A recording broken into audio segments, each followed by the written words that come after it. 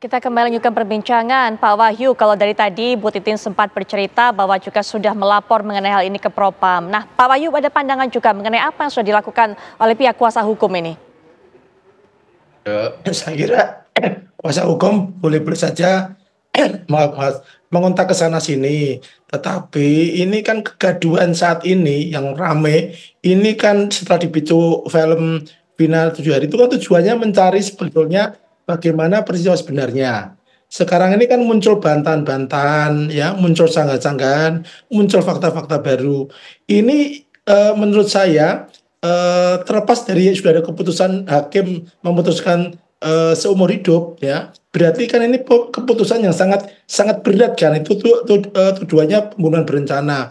Saya kira ini nggak bisa dibikin cerita main-main saja, jangan, nggak bisa jadi drama terus menerus. Jadi menurut saya dalam hal ini Polri harus sesegera mungkin lah menuntaskan ini dengan kewenangan dan kemampuannya apa untuk segera mengungkap segera mungkin sehingga tidak muncul spekulasi-spekulasi yang terus berkembang, karena semakin ini diulur-ulur, semakin ini diperpanjang, maka yang terjadi cerita itu akan semakin banyak dan nanti akan semakin sulit. Jadi fokus saja.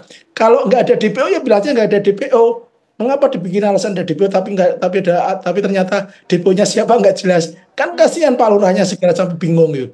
Hal-hal ini menurut saya yang harus menjadi perhatian publik. Artinya kegaduhan ini jangan jadi semacam kemudian telenovela, tapi ini harus menjadi proses hukum, kasus hukum, dan menjadi konsentrasi kita untuk benar-benar kita mau serius menangani ini. Ini pelajaran yang sangat berharga.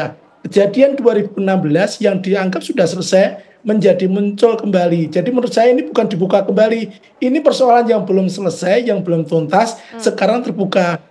Saya khawatir nanti ada kasus-kasus lain seperti ini yang kemudian bergulir hanya karena ada peran-peran dari media sosial yang sekarang eranya. Ini menurut saya sehingga kemampuan Polri terutama dalam scientific crime investigation ya dipergunakan.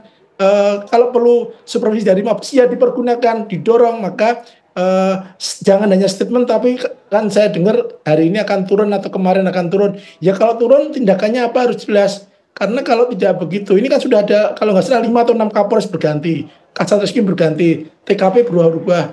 Ini kan sudah dilepas semua, jadi sudah nggak ngurusi yang dulu urusannya itu urusan kamu lah, bukan urusan saya. Ini kan berbahaya dan ini nggak baik untuk Polri karena begini. Sekarang ini narasi yang berkembang sudah tidak lagi salah tangkap, tapi asal tangkap. Ini kan buruk untuk Polri, sementara prestasi Polri di bidang lain sangat banyak. Dan Polri teman-teman bekerja juga dengan serius. Nah, kalau kemudian framingnya jadi asal tangkap, kan kemudian jadi bertambah buruk ini citra Polri. Kan kasihan kepada teman-teman yang sudah bekerja serius maksud saya. Baik Pak Wahyu, ya kami juga berikan kesempatan kepada dua narasumber lainnya, Bang Aristo, Pak Hasto, untuk bisa berikan pernyataan penutup melihat apa yang sudah disampaikan oleh Bu Titin sejauh ini, Bang Aristo.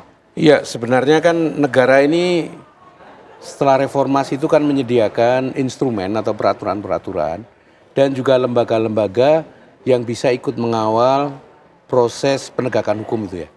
Jauh lebih baik ketimbang yang dulu.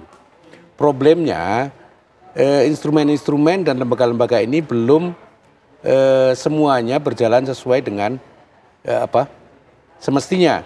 Karena orang belum mengenal dan sebagainya dan sebagainya.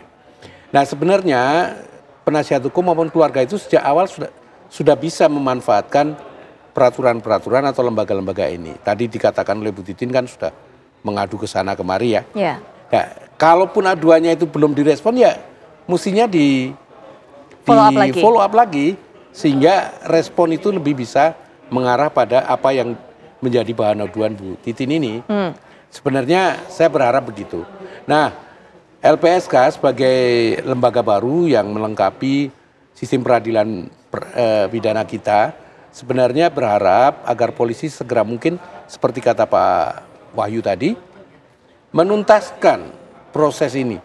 Ada 3 DPO kok disebut tidak jelas. DPO itu yang tidak jelas kan keberadaannya. Tapi yang di DPO kan mestinya jelas. Jadi proses untuk mencari DPO itu yang harus dilakukan oleh kepolisian secara proper, sehingga proses ini bisa terungkap secara baik. Baik, ya terakhir juga penutup Bang Aristo. Jadi begini, saya mau menyampaikan ya, ketika kita melihat sebuah kasus pidana, itu ada 2 aspek penting. Yang pertama ada aspek proseduralnya. Tadi kan sudah dijelaskan bahwa aspek prosedural ada penyiksaan ketika pemeriksaan, salah identitas, tidak ada surat tadi Bu Titin. Ya. Aspek prosedural ini sayangnya di Indonesia itu bukan menjadi alat bukti kuat untuk menunjukkan sesuatu itu salah. Orang itu tidak bersalah, tidak bisa membatalkan kesalahan seorang tersangka atau terdakwa. Kenapa? Ya karena itu desain hukumnya, pilihan politik dari hukum Indonesia.